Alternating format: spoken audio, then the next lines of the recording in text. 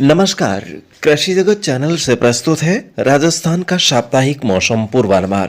आज मार्गशीर्ष कृष्ण पक्ष चतुर्दशी तिथि दिन बुधवार और तारीख 19 नवंबर 2025 है। अब आप अचल सिंह देवराज से मौसम समाचार सुनिए। प्रदेश के कुछ हिस्सों में हल्की शीतलहर का असर बना हुआ है। सीकर के फतेहपुर में रात का पारा 5.3 डिग्री सेल्सियस रिकॉर्ड हुआ। वहीं नागौर में न्यूनतम तापमान 5.5 डिग्री सेल्सियस दर्ज किया गया।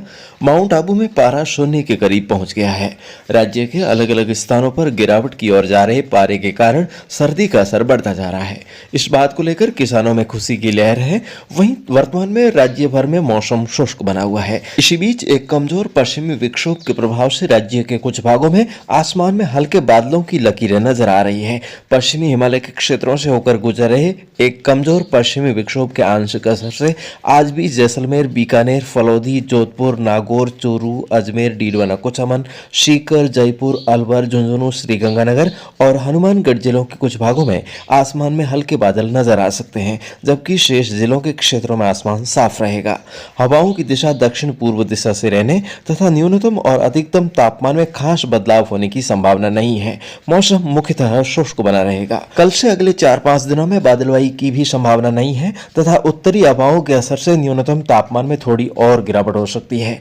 मौसम विभाग ने अगले एक सप्ताह के दौरान मौसम शुष्क रहने और ठंड का असर बढ़ने की संभावना जताई है। इस समय बंगाल की खाड़ी के दक्षिणी पश्चिमी भागों पर एक कम दबाव का क्षेत्र केंद्रित है। वहीं एक और इसी तरह का तंत्र अगले 3-4 दिनों बाद 22 नवंबर के आसपास दक्षिणी पूर्वी बंगाल की खाड़ी में बनने की संभावना है, जो दिसंबर के आखिरी सप्ताह तक विशाल रूप धारण कर सकता है, जिसके प्रभाव से 29 नवंबर से 3 दिसंबर के बीच राज्य के कोटा, उदयपुर, भरतपुर, जयपुर, अजमेर, बीकानेर और जोधपुर संभाग के भी कुछ भागों में मौसम में बदलाव होने व घने बादलों की आवाजाही के साथ बारिश और ओलावृष्टि होने की संभावना है, जिसको ध्यान में रखते हुए किसान भाई अपने खेती का कामकाज करते रहें। आगे मौसम में होने वाले हर बदलाव की ताजा जानकारी आपको इस चैनल के माध्यम से हर रोज मिलती रहेगी। प्रधानमंत्री श्री नरेंद्र मोदी आज पीएम किसान सम्मान निधि की 21वीं किस्त जारी करेंगे। कोयम्बटूर में आयोजित होने वाले कार्यक्रम से देश के 9 करोड़ किसानों को 18,000 करोड़ की राशि उनके बैंक खातों में हस्तांतरित की जाएगी। आपको जानकारी के लिए बता दें कि वर्ष 2019 में शुरू की गई इस योजना में अब तक 20 किस्तों के माध्यम से 3,70,000 करोड़ से ज्यादा की राशि डीबीटी की जा चुकी है। इसके अलावा केंद्र सरकार किसानों को कम लागत में अधिक उत्पादन प्राप्त करने के लिए जैविक खेती अपनाने के लिए प्रेरित कर रही है। इस योजना के तहत लाखों किसान लाभान्वित हो चुके हैं।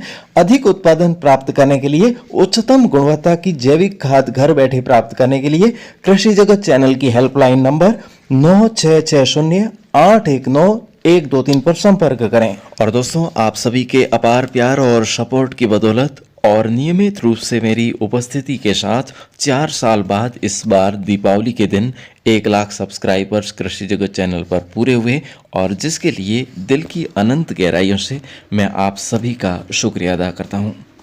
दोस्तों, कृषि जगत चैनल पर 1 लाख सब्सक्राइबर्स जुड़ने के उपलक्ष्य में आपके चैनल कृषि जगत को यूट्यूब कम्युनिटी की ओर से उपहार भेजा गया है, जिसका नाम है सिल्वर प्ले बटन। और दोस्तों, आपको जानकारी के लिए बता दूं कि दीपावली के दिन 1 लाख सब्सक्राइबर्स पूरे हुए। उसके बाद यूट्यूब की तरफ से चैनल की चेकिंग हुई। 27 नवंबर को एडसेंस ईमेल पर एक ईमेल आया, जिसमें लिंक दिया गया था कि ये फॉर्म भरें और जिसमें अपना नाम, पता और आधार कार्ड अपडेट करें। उसके साथ ही किस नाम से लेवल क्रिएट करवाना है ये भी ऑप्शन था। तो मेरे द्वारा ये फॉर्म भरा गया और सबमिट किया गया। वहीं दोस्तों, 4 नवंबर को उस पर यूनाइटेड स्टेट्स यानी कि अमेरिका में लेवल क्रिएट किया गया, अचल सिंह देवराज आसरलाई। और 5 नवंबर को ये बटन अमेरिका की विनीता सिटी में भेजा गया। उसी दिन ओक्लाहोमा सिटी में भी फॉरवर्ड किया गया। उसके बाद वहीं के शहर डलास और लोइसविले से हवाई सेवा के माध्यम से 8 नवंबर को दुबई पहुंचाया गया। एक दिन अरब अमीरात में रहने के बाद सिल्वर प्ले बटन 9 नवंबर को दिल्ली हवाई अड्डे पर पहुंचा। वहां इसकी स्कैनिंग हुई और फिर इसकी वेरीफाई के लिए हमारे पास यूपीएस सर्विस का ईमेल आता है, और वहां पर आधार और पैन कार्ड से केवाईसी अपडेट करने के बाद जयपुर पहुंचाया गया। उसके बाद एयर स्टार एक्सप्रेस कोरियर के माध्यम से जोधपुर पहुंचा। वहां से प्राप्त करने के लिए हमारे पास कॉल आया, जहां से घर बैठे आधार वेरीफाई किया गया। और जोधपुर से घर तक पहुंचाने में हमारे आसरलाई निवासी भाई राहुल जी बरोड़ा और स्वरूप जी दैया का सहयोग रहा। तो दोस्तों, आप सभी के प्यार और सपोर्ट की बदौलत ये उपहार प्राप्त हुआ है, जिसका श्रेय आप सभी को जाता है और आप सभी को बहुत बहुत धन्यवाद। और दोस्तों, आइए अब जान लेते हैं इस सप्ताह के पंचांग के बारे में। तो इस मार्गशीर्ष कृष्ण पक्ष में त्रयोदशी तिथि की वृद्धि हुई थी। आज सूर्योदय के समय चतुर्दशी तिथि है और आज सुबह 9:44 से अमावस्या तिथि रहेगी। कल दोपहर 12:17 तक। और इस समय अवधि में बीज बुआई का कामकाज आप त्याग सकते हैं। आज इंदिरा गांधी जयंती है। वहीं आज रात्रि में 8:22 पर सूर्य वृश्चिक राशि के अंतर्गत अनुराधा नक्षत्र में प्रवेश करेगा, जिससे आज से अगले 14 दिनों तक अनुराधा वाह्या रहेगा। और ये वाह्या खरीफ फसलों के संपूर्ण निपटारे और रबी फसलों की भी बुआई पूरी करने के लिए अंतिम वाह्या है। उसके बाद की गई बुआई पचेती मानी जाती है, जिससे उत्पादन घटना तय है।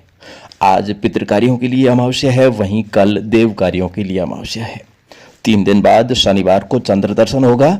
ज्योतिष शास्त्र कहता है कि मिक्सर मास गुरु है 5, कहीं कहीं हर्ष मनाय, शनिवार चंद्र उगते कहीं भूकंप से हाय, कृष्णा 11 काल शनि, बीज शनिचर आय, महाप्रलय इन वर्ष में अचल देख बतलाए।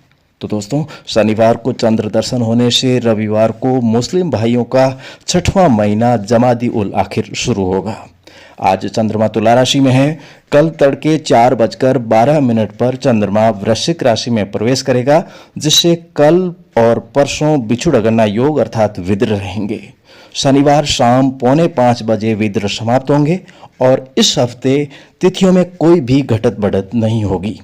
फिलहाल आज के मौसम बुलेटिन में अभी के लिए बस इतना ही। दोस्तों, आज वीडियो अपलोड होने में हुई देरी के लिए माफ़ी चाहूँगा। कल सुबह फिर से होगी हमारी मुलाकात। तब तक के लिए आज्ञा दीजिए। नमस्कार।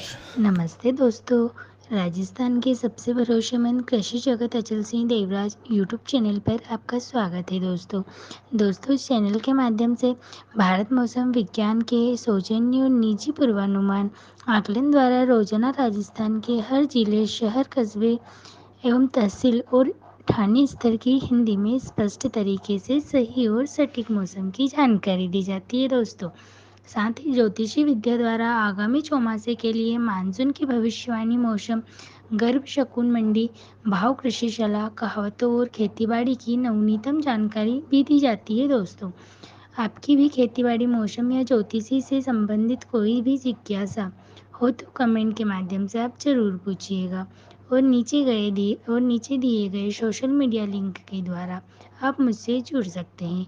और लेटेस्ट खबरें पाने के लिए हमारे चैनल को सब्सक्राइब करना ना भूलें।